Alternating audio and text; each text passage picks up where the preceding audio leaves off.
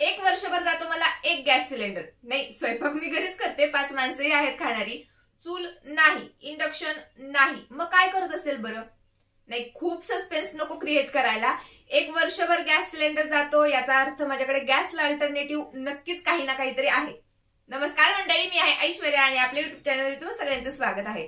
तर मी lifestyle, makeup, shopping, DIY remedies अशा वेगवेगळ्या टॉपिक्स वरती एकदम जेन्युअन व्हिडिओज घेऊन येत असते. त्यामुळे या सगळ्या टॉपिक्स मध्ये तुम्ही इंटरेस्टेड असाल नक्की आपल्या चॅनलला सबस्क्राईब करा. तर आता एक वर्षभर मला कसं काय जातो गॅस सिलेंडर, तर माझ्याकडे आहे बायोगॅस, गोबर गॅस. आपण 4थी 5वीला काहीतरी होतो बघा, त्यावेळेस आपल्याला बायोगॅस वरती धडा होता. मी त्यावेळेसच नाही ठरवलं मला बायोगॅस बनवायचंय, आणि ही आयडिया सुद्धा मला नाही आली, माझ्या घरात कोणालाच नाही आली. ही आयडिया आली ग्रामसेवकांना. एक दिवशी ग्रामसेवक आमच्या घरी आले आणि म्हणाले, गव्हर्नमेंटची अशी अशी स्कीम आहे, 15,000 रुपये अनुदान आहे, घ्या बनवून बायोगॅस. पण आपण असंच थोडी ऐकणार आहे, 10 वेळा विचार करणार, 10 जणांना विचारणार. काही जण म्हणाले गॅसचा वास येतो, काही जण तर म्हणाले स्वयंपाकाचाच वास येतो. पण 15,000 रुपये अनुदान तर येणारच आहे. आणि त्यात ग्रामसेवक म्हणाले त्यामधून बाहेर येणारे जे शेण आहे त्याचा शेतामध्ये चांगला वापर होतो. आणि हो, आम्ही एका छोट्या गावामध्ये राहतो, त्यामुळे छोट्या गावात राहणारे लोकच हे करू शकतात.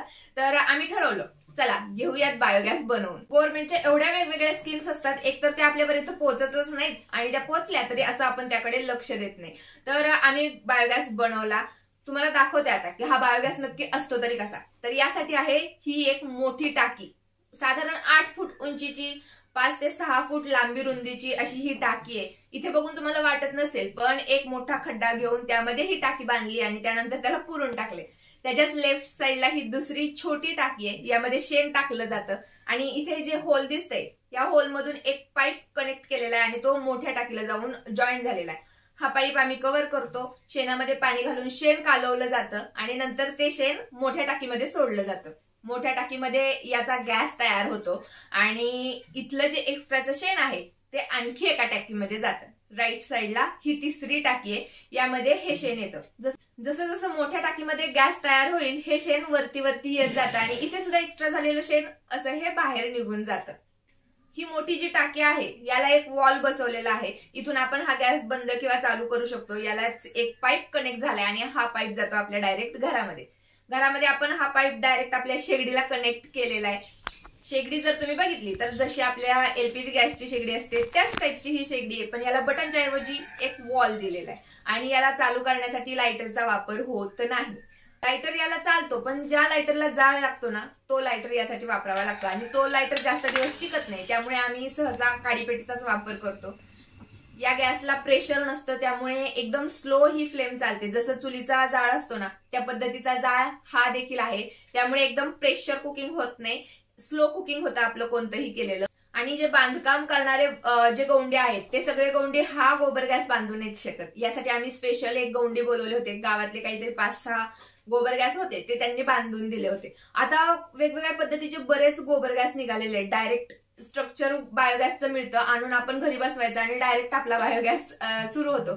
आणि ताडपत्रीचे बायोगॅस सुद्धा मी बघितले. जसं जसं गॅस तयार होईल ना, ती ताडपत्री अशी वरती वरती येते आणि गॅस आपण वापरू तसे ताडपत्री खाली जाते. गॅस काडी लावूनच पेटवला जातो. आणि याचे बर्नर जरी तुम्ही बघितले ना, बर्नरला मोठे मोठे होल आहेत, आणि जे मेटलचं बर्नर असतं ते बर्नर याला येत नाही. जुन्या शेगड्यांना जे बर्नर असायचे ना, त्या टाईपचं याचं बर्नर आहे. कारण LPG गॅसला खूप जास्त प्रेशर असतं, त्यामुळे छोट्या होल्स मधून पण तो एकदम इझिली गॅस पास होतो. आम्ही घरामध्ये 5 माणसं आहे, 2 पाट्या शेण आम्ही या गोबर गॅस मध्ये टाकतो आणि आमचा संपूर्ण स्वयंपाक यावरती होतो. आता काही जणांची मोठी फॅमिली असेल, त्यांना वाटेल की आम्ही जास्त शेण यामध्ये टाकू आणि मग आमचा सगळा स्वयंपाक होईल.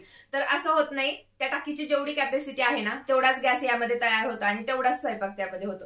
तर आमच्या घरी सुद्धा 2-4 पाहुणे वाढले, माझ्या नणंदबाई आल्या वगैरे, जास्त स्वयंपाक करावा लागला किंवा पुरणपोळीचा स्वयंपाक असला, अशा वेळेस सगळा स्वयंपाक या गॅसवरती होत नाही. आणि त्यासाठी मी एक LPG गॅसची सिंगलची शेगडी माझ्या घरामध्ये ठेवली आहे आणि त्यावरती मी हा एक्स्ट्राचा स्वयंपाक करते. त्यामुळे मला जो LPG गॅस सिलेंडर आहे तो 1 वर्षभर जातो.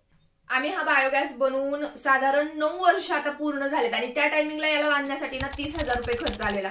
15,000 रुपये आम्हाला सरकारचं अनुदान मिळालं, म्हणजेच 50% सबसिडी आम्हाला मिळाली होती. आणि आम्ही हा बायोगॅस करून एकदम खुश, कारण सगळा आमचा स्वयंपाक व्हायचा. आपल्याला काय कुठेतरी घरात बचत करायची, आणि एकतर आमचा हा गॅस सिलेंडर इथे वाचणार होता. खूप छान पद्धतीने हा गॅस चालतो. वासाचं म्हटलं तर सुरुवातीला 15 दिवस 1 महिनाभर एक स्मेल येते घरामध्ये, पण जसं जसं आपण हा गॅस वापरत जाऊ ना, नंतर नंतर ही स्मेल कमी होत जाते आणि आता अजिबात माझ्या घरामध्ये वास येत नाही. ज्यावेळेस आपण नवीन नवीन हा गॅस बनवू त्यावेळेस एकदम प्रेशरमध्ये हे चालतं 2-3 वर्ष, पण त्यानंतर ते थोडं थोडं कमी होत जातं.